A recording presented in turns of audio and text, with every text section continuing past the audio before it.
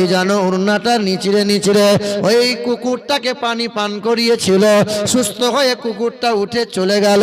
আল্লাহর নবী বলেন ওই মহিলা হলো জান্নাতি, ইমানদার ছিল, গুনাহের কাজ করেছিল। আল্লাহ পাক সকল গুনাহগুলোকে একটা নেক কাজ করার কারণে আল্লাহ तमाम গুনাহগুলোকে maaf করে দিয়ে মহিলার জন্য জান্নাতের সুসংবাদ।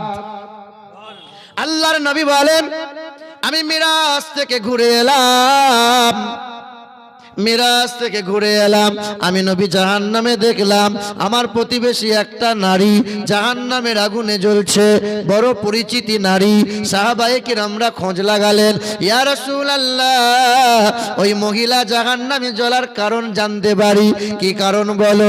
ইয়া রাসূলুল্লাহ তার বাড়িতে একটা বিড়াল আছে, কষ্ট দেয়, খাবার দেয় না, খাঁচার মধ্যে